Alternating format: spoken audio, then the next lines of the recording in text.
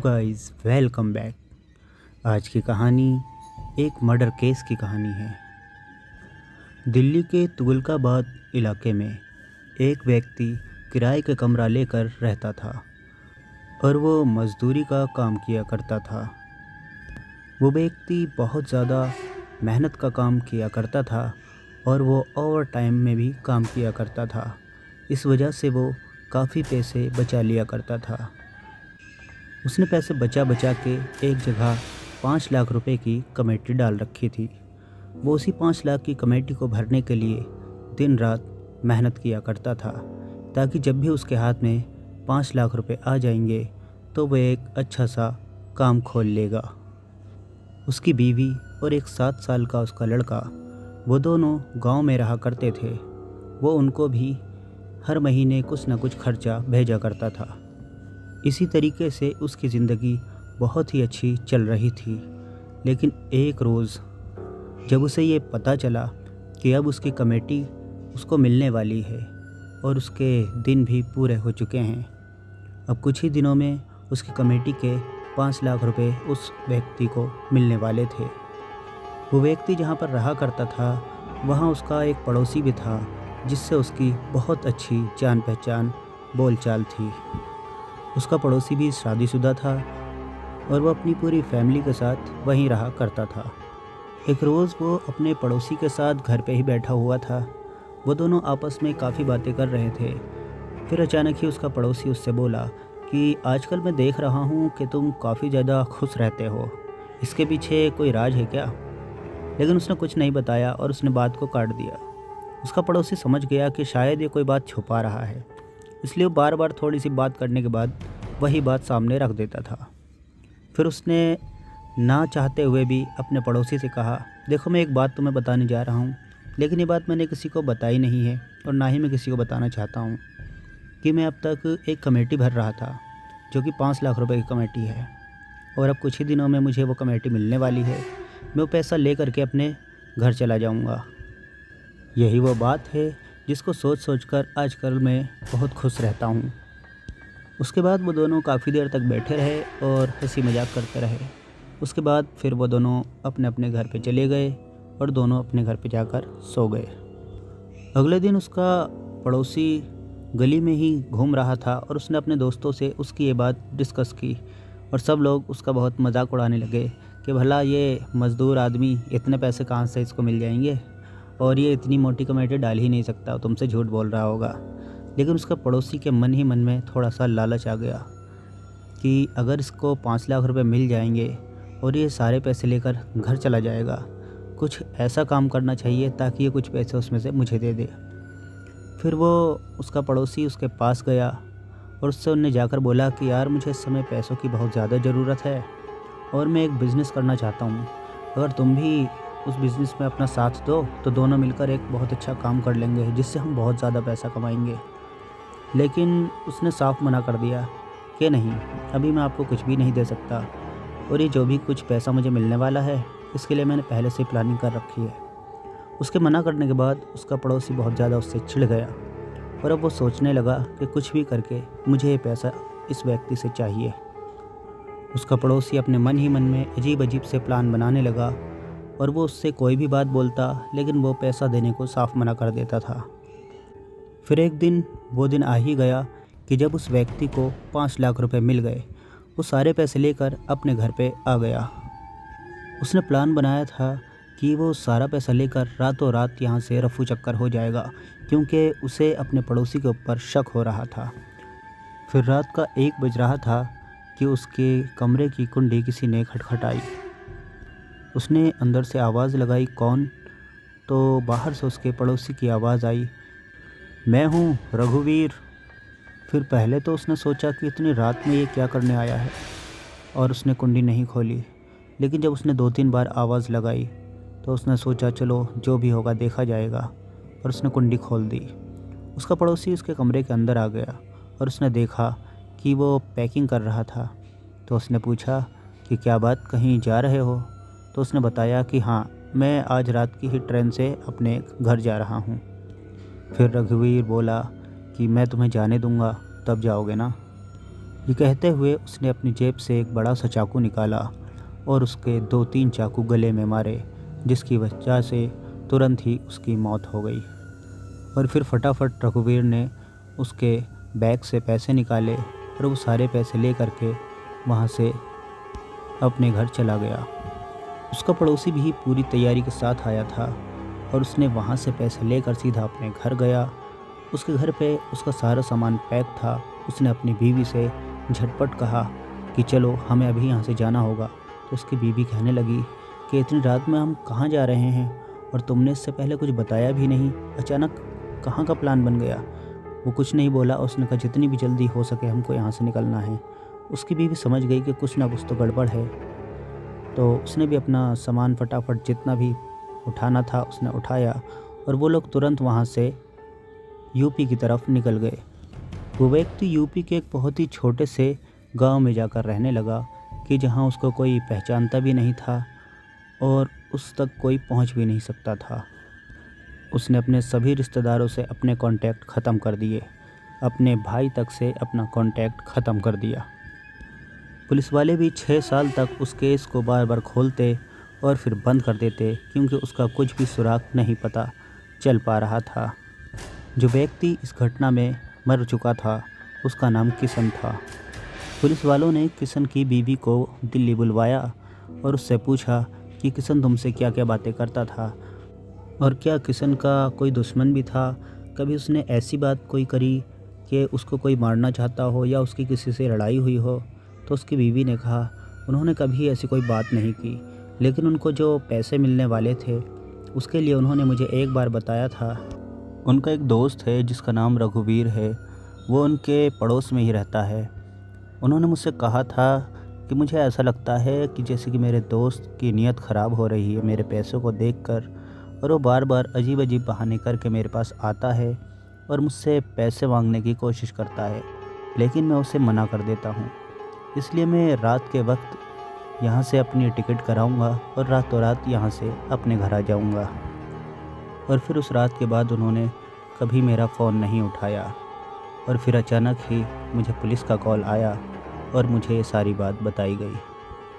फिर पुलिस वाले समझ गए कि इस हत्या के पीछे उसके पड़ोसी रघुवीर का ही हाथ है, क्योंकि उस वक्त मोहल्ले में सिर्फ एक ही व्यक्ति गायब था और वो सिर्फ रघुवीर था।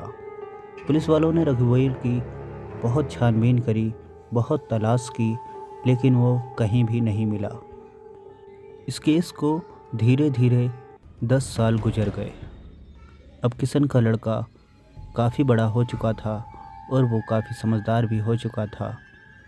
किशन की बीवी ने किशन की एक तस्वीर अपने घर में लगा रखी थी, जिसमें उसके ऊपर एक माला चढ़ी हुई थी। एक बार किशन के लड़के ने अपनी माँ से पूछा कि माँ जी, क्या पिताजी की इसके अलावा भी कोई तस्वीर है? तो उसकी मम्मी ने कहा कि नहीं बेटा, इसके अलावा तो उनकी कोई तस्वीर नहीं है, लेकिन वो कुछ फेसबुक चलाया करते थे, वो उसमें अपनी तस्वीरें अपलोड करते थे। ये सुनकर वो लड़का बहुत खुश हो गया और उसने अपनी माँ से पूछा कि वो कौन सी आईडी है, क्या तुम मुझे बताओगी? तो उसकी माँ ने उस लड़के से कहा कि नहीं, वो तो मुझे याद नहीं। उस लड़के ने फेसबुक के ऊपर बहुत ज़्यादा सर्च किया, लेकिन उसके पिताजी की आईडी उसको कहीं भी नहीं मिली। लेकिन उसकी माँ को कुछ याद आया।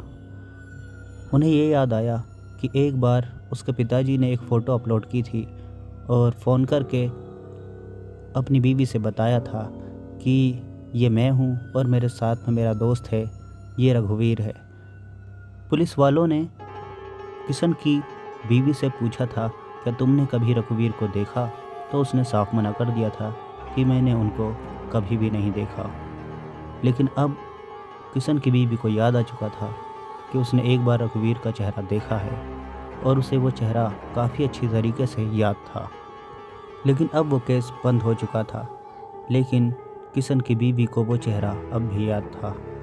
फिर 10 साल के बाद दिल्ली के उस थाने की सभी कर्मचारी धीरे धीरे करके बदल गए और एक नया ऑफिसर आया जिसने पुराने सभी केस स्टडी करने के लिए मंगाए। उसने एक एक करके सभी फाइलें पढ़ी और उसके सामने ये केस भी आ गया। उसने किशन के बारे में पूछताछ की तो पाया कि ये केस अभी आधा अधूरा है। उस ऑफिसर को ऐसा लगा कि मुझे इस केस को एक बार खोलना चाहिए, शायद कुछ ना कुछ सबूत मिले। फिर वो ऑफिसर उस जगह गया जिस जगह मर्डर हुआ था। वहाँ आसपास के लोगों से उसने जब बहुत ज़्यादा पूछताछ की तो उसे पता चला कि रघुवीर का एक भाई भी है जो यूपी में लखनऊ में रहा करता है, और रघुवीर के माँ बाप आज भी दिल्ली में रहा करते हैं। फिर 2-3 पुलिस ऑफिसर पूछताछ के लिए रघुवीर के माँ बाप के पास गए। उन्होंने उनसे बहुत ज़्यादा पूछताछ की, लेकिन पाया कि उनको रघुवीर के बारे में कुछ भी नहीं पता। इत्तेफाक से रघुवीर का भाई भी लखनऊ से दिल्ली आया हुआ था अपने माँ बाप के पास। उससे भी पूछताछ की गई तो उसने भी यही बताया कि वो अब से 10 साल पहले हम लोगों को छोड़कर कहीं चला गया, और उसके बाद से आज तक हमारा उससे कोई भी कांटेक्ट नहीं है। फिर वो पुलिस ऑफिसर उस घर से बाहर आ गया, लेकिन अब उसे एक रास्ता नज़र आ गया था। उस घर में रघुवीर के माता पिताजी रहा करते थे, और उसके पिताजी की तबीयत बहुत ही ज़्यादा ख़राब थी, जिसको देखने के लिए रघुवीर का छोटा भाई अपने घर आया हुआ था। उस पुलिस ऑफिसर ने सोचा कि शायद रघुवीर भी इस घर में ज़रूर आए, क्योंकि उसके पिताजी की तबीयत इतनी ज़्यादा ख़राब थी कि साफ साफ लग रहा था कि इनका निधन आज या कल में ही होने वाला है। इसलिए उस पुलिस ऑफिसर ने उनके घर के चारों तरफ 2-3 सिविल वर्दी में पुलिस वाले छोड़ दिए। वो उनके घर की निगरानी रखते थे कि इस घर में कौन आ रहा है और कौन इस घर से निकल कर जा रहा है। फिर 15 दिन के बाद उस घर में रघुवीर के पिताजी की मौत हो गई। उनके बहुत सारे रिश्तेदार उस घर में आए और सभी पुलिस ऑफिसर उस घर में आने जाने वालों को देख रहे थे, लेकिन किसी भी पुलिस ऑफिसर ने कभी भी रघुवीर को नहीं देखा था। इसलिए वो सिर्फ ये देख रहे थे कि रघुवीर की माँ अगर रघुवीर आएगा तो सबसे ज़्यादा उससे लिपट कर ज़रूर रोएगी। और रघुवीर की उम्र लगभग 40 से 45 साल तो ज़रूर होगी। ये देखते देखते सुबह से शाम हो गई और उसके पिताजी का अंतिम संस्कार भी हो गया, लेकिन इस तरीके का उस घर में कोई भी नहीं आया।